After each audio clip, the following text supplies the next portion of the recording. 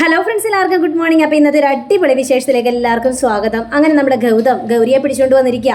ആ സമയത്ത് ഗൗരിക്ക് നല്ല പനിയുമാണ്, ഗൗരി നല്ല ഉറക്കത്തിലുമാണ്. അപ്പോൾ നന്ദു ചോദിക്കുകയാണ്, പപ്പ എന്താ പപ്പ, ഗൗരിക്ക് എന്ത് പറ്റി പപ്പ?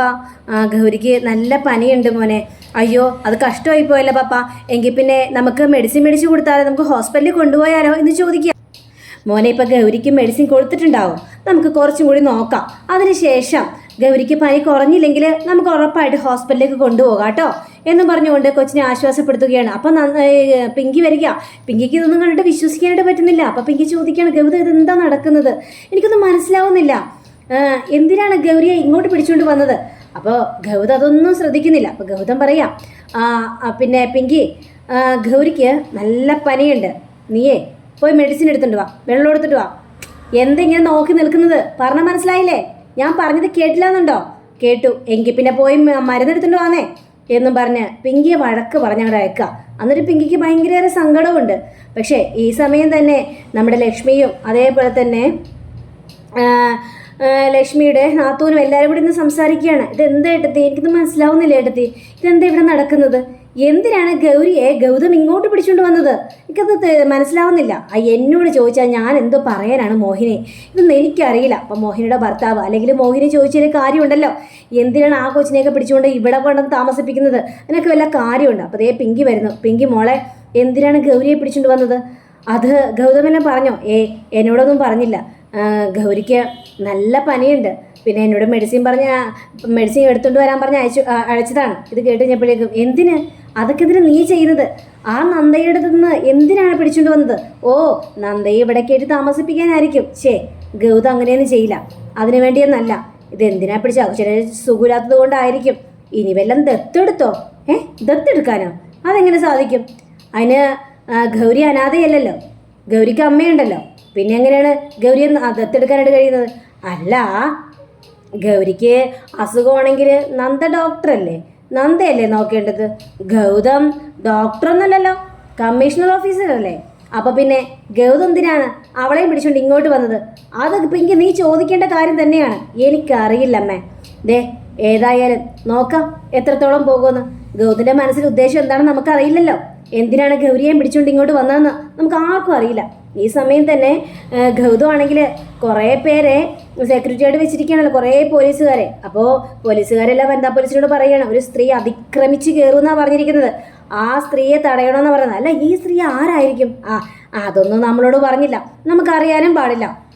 സാർ എന്താണോ പറഞ്ഞത് അതേപോലെ അനുസരിക്കുക, അതുമാത്രമേ നമുക്കിനി വഴിയുള്ളൂ. അല്ലാതെ കൂടുതലൊന്നും നമുക്ക് ചിന്തിക്കാനും പോലും പറ്റില്ല എന്നിങ്ങനെ പറയുക. അങ്ങനെയല്ലേ ഇവർ സംസാരിച്ചുകൊണ്ടിരിക്കുന്ന സമയത്താണ് ദേ വരുന്നു നന്ദ. കലിയും തുള്ളി വരിക. നന്ദയെ കണ്ടു കഴിഞ്ഞപ്പോഴേക്കും ഇവർക്ക് ആർക്കും മനസ്സിലായില്ല. ആരാ നീ എന്താണെന്നൊക്കെ ചോദിക്കുകയാണ്. ഞാൻ എൻ്റെ മോളെ കൊണ്ടുവരാനായിട്ട് വന്നതാ. നിന്നിവിടെ കയറ്റാനായിട്ട് അനുവാദമില്ല. നിങ്ങളുടെ അനുവാദത്തിൻ്റെ എനിക്ക് ആവശ്യമൊന്നുമില്ല. എൻ്റെ മോൾ ഇവിടെയുണ്ട്. എൻ്റെ മോളെ കൊണ്ടുപോകാനാണ് ഞാൻ വന്നത്.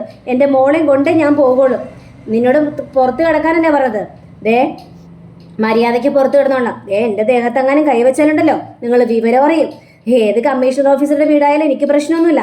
എൻ്റെ മോളെ ഇവിടുത്തെ കമ്മീഷണർ തട്ടിക്കൊണ്ട് വന്നിരിക്കുകയാണ്.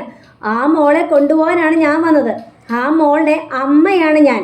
അപ്പോൾ പിന്നെ അവളെ കൊണ്ടുപോകാനുള്ള അവകാശം എനിക്കുണ്ട്. നിങ്ങൾ എന്തൊക്കെ പറഞ്ഞാലും ശരി, നിങ്ങളെ തടയണമെന്നാണ് ഇവിടുത്തെ കമ്മീഷണറുടെ ഉത്തരവാദിത്തം. ഇതൊക്കെ കേട്ടുകഴിഞ്ഞപ്പോഴേക്കും, അല്ല ഞാനൊരു കാര്യം ചോദിക്കട്ടെ, നിങ്ങൾക്ക് കമ്മീഷണറാണോ ശമ്പളം തരുന്നത് അല്ലെങ്കിൽ ഗവൺമെൻറ് ആണോ ശമ്പളം തരുന്നത്? അല്ല, എനിക്ക് മനസ്സിലാകാത്തതുകൊണ്ട് നിങ്ങൾ ചോദിക്കുക, നിങ്ങൾ ആരാണ്? നിങ്ങൾ ചിലപ്പോൾ കമ്മീഷണറുടെ വാലാട്ടികളായിരിക്കും. അതൊന്നും എനിക്കറിയേണ്ട കാര്യമൊന്നുമില്ല. എനിക്ക് എൻ്റെ മോളെ കൊണ്ടുപോയേ പറ്റുള്ളൂ എന്നും പറഞ്ഞ് നന്ദ ഭയങ്കര അരിശത്തോടാണ് ഇടിച്ചു കയറാൻ ശ്രമിക്കുക. പക്ഷേ നന്ദയെ തടയുകയാണ് എല്ലാവരും കൂടി ചേർന്നുണ്ട്. നന്ദയാണെങ്കിൽ ഗൗരിമോളെ എന്ന് പറഞ്ഞിട്ട് ഒച്ചത്തിൽ വിളി. അപ്പോൾ നന്ദു പറയണം, അയ്യോ ഡോക്ടർ ആൻറ്റിയുടെ സൗണ്ടാണല്ലോ കേൾക്കുന്നത് പപ്പ എന്നിങ്ങനെ പറഞ്ഞു കഴിഞ്ഞപ്പോഴേക്കും, ഡോക്ടർ ആൻറ്റി നനയ്ക്കില്ല. ആണ്, ഞാൻ പോയി നോക്കിയിട്ട് വരട്ടെ പപ്പ. വേണ്ട മോനെ, നീ ഇവിടെ ഇരിക്കുക, ഞാൻ ഏതായാലും അങ്ങോട്ട് പോകാം. അല്ല, ഞാനും കൂടി വരാം. വേണ്ട, ഗൗരിയുടെ അടുത്ത് ആരുമില്ലല്ലോ, അതുകൊണ്ട് മോനെ ഇവിടെ ഇരിക്കുക എന്നും പറഞ്ഞുകൊണ്ട് ഗൗതം നേരെ പുറത്തേക്ക് ഇറങ്ങി ചെല്ലുക.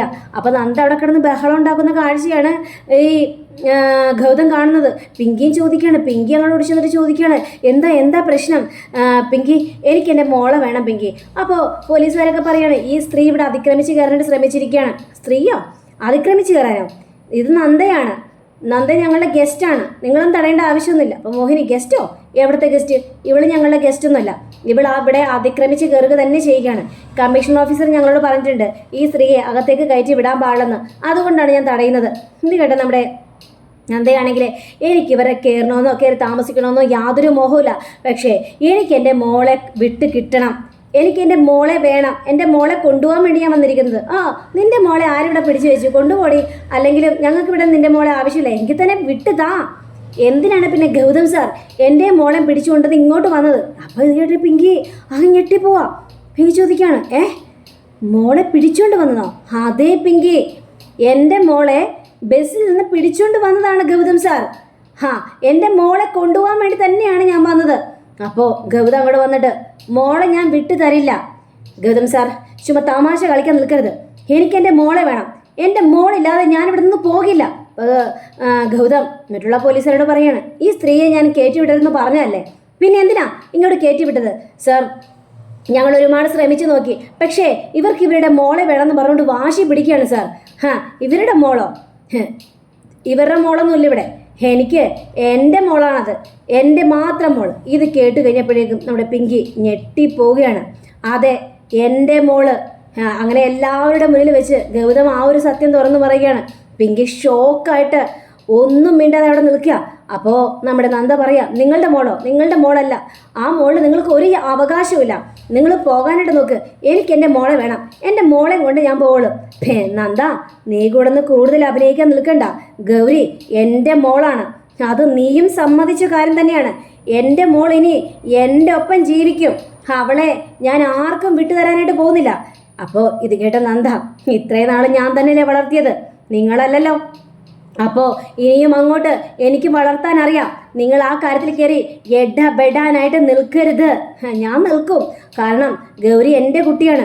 ഈ വീട്ടിലാണ് അവൾ ജീവിക്കേണ്ടത്. നിങ്ങൾക്ക് ആർക്കും പറഞ്ഞു മനസ്സിലായില്ലേ? ഇവളെ പിടിച്ചുകൊണ്ട് പോ, ജീപ്പിനകത്ത് കയറ്റ്. ഗൗരിയെ ഞാൻ വിട്ടു തരില്ല. ഗൗരി എൻ്റെ കുഞ്ഞാണ് എന്നും പറഞ്ഞുകൊണ്ട് പറഞ്ഞു കഴിഞ്ഞപ്പോഴേക്കും നമ്മുടെ നന്ദയെ പോലീസുകാർ പിടിച്ചുകൊണ്ട് പോവുകയാണ്. ഇതൊക്കെ കേട്ട പിങ്കി ഷോക്കായി കരഞ്ഞ് വല്ലാത്തൊരവസ്ഥ നിൽക്കുകയാണ്. പിങ്കി ബാക്കിയുള്ളവർ പറഞ്ഞ കാര്യങ്ങൾ മുഴുവനും ആലോചിക്കുക. അങ്ങനെ നമ്മുടെ ഗൗതത്തിൻ്റെ അച്ഛൻ നേരെ ചെന്ന് ഗൗതത്തോട് ചോദിക്കുകയാണ്, എടാ ഗൗതം, എന്താണ് ഇവിടെ നടക്കുന്നത്? എന്തൊക്കെയാ പറയുന്നത്? ഗൗരി നിൻ്റെ മോളാണെന്നോ? അതെ അച്ഛാ, എൻ്റെ മോള് തന്നെയാണ് അച്ഛാ. അപ്പോൾ അവിടെ അരുന്ധതിയൊക്കെ പ്രശ്നം ഉണ്ടാക്കുകയാണ്. അത് നന്ദയോട് വാശി തീർക്കാൻ വേണ്ടി നീ ഇങ്ങനത്തെ പരിപാടികളൊന്നും ചെയ്യരുത്. എങ്ങനെ ഗൗരി നിൻ്റെ മോളാകും? അത് നന്ദയുടെ വാശി എടുക്കാൻ വേണ്ടി ഇങ്ങനെ ചെയ്യരുത്. ഇല്ല, ഞാൻ നന്ദയുടെ വാശി എടുക്കാൻ വേണ്ടി നല്ല ചെയ്തത്. അപ്പോൾ പിങ്കിയും പറയണം, ഗൗതം ഇങ്ങനെയൊന്നും ചെയ്യരുത് ഗൗതം. നന്ദയുടെ വാശി തീർക്കാൻ വേണ്ടി എന്തെല്ലാം വഴികളുണ്ട് എന്ന് വെച്ചാൽ അവളുടെ കുഞ്ഞിനെയും പിടിച്ചുകൊണ്ട് വന്നിട്ട് ഗൗതത്തിൻ്റെ മോളാണെന്ന് പറഞ്ഞു കഴിഞ്ഞാൽ എങ്ങനെയാണ് ശരിയാവുന്നത്? ഇങ്ങനെയൊക്കെയാണോ അവളോട് വാശി തീർക്കേണ്ടത് ഗൗതം എന്ന് ചോദിച്ചു കഴിഞ്ഞപ്പോഴേക്കും, ഞാൻ വാശി തീർത്തതല്ല, ഞാൻ പച്ച പരമാർത്ഥ സത്യമാണ് തുറന്നു പറഞ്ഞത്. ഗൗരി എൻ്റെ കുട്ടിയാണ്. ഇത് കേട്ട് കഴിഞ്ഞപ്പോഴേക്കും ഇവർക്ക് ആർക്കും വിശ്വസിക്കാനായിട്ട് പറ്റില്ല. അതെങ്ങനെ സാധിക്കും? നന്ദ ഇവിടെ നിന്ന് ഇറങ്ങിപ്പോയതല്ലേ, അതിനുശേഷം നീ നന്ദയെ കണ്ടിട്ടില്ലല്ലോ, പിന്നെ എങ്ങനെയാ അത് നിന്റെ കുഞ്ഞാവുന്നത്? അമ്മായി പറയുന്നതൊക്കെ ശരിയായിരിക്കും, പക്ഷേ നന്ദ ഇവിടെ നിന്ന് ഇറങ്ങിയപ്പോഴേക്കും നന്ദ ഗർഭിണിയായിരുന്നു. അവൾ ആ കുഞ്ഞിനെ, എൻ്റെ കുഞ്ഞിനെ നഷ്ടപ്പെട്ടതിന് ശേഷമാണ് അവൾ ഗർഭിണിയാണെന്നുള്ള വിവരം അവൾ തിരിച്ചറിഞ്ഞത്. പിന്നെ എന്നെ കാണാനായിട്ട് വന്നില്ല. അതെന്താ കാരണം എന്നറിയാമോ? പിങ്കിയെ അവൾ എത്ര പറഞ്ഞിട്ടും ഞാൻ പിങ്കിയെ ഓടിച്ചില്ലല്ലോ, ഈ വീട്ടിൽ തന്നെ താമസിപ്പിച്ചില്ലേ. അതിൻ്റെ വൈരാഗ്യത്തോടു കൂടി തന്നെയാണ് അവള് എന്നിട്ട് കലഹിച്ചതും എന്നിട്ട് അകന്നതും. ഇത് കേട്ട അരുന്ധതിയാണെങ്കിൽ, ഇല്ല, ഇത് ഞാൻ വിശ്വസിക്കില്ല ഗൗതം. മര്യാദയ്ക്ക് ആ ഗൗരിയെ കൊണ്ട് ഏൽപ്പിച്ചോ. കാരണം ഗൗരി നിന്റെ മോളല്ല, അത് നന്ദയ്ക്ക് വേറെ ആരെല്ലാം ഉണ്ടായ കുട്ടിയാണ്. വേണ്ട വല്യമ്മേ, വല്യമ്മ ഈ കാര്യത്തിൽ തർക്കിക്കണ്ട. ഈ കാര്യത്തിൽ എനിക്ക് നന്ദയെ പൂർണ്ണ വിശ്വാസമാണ്.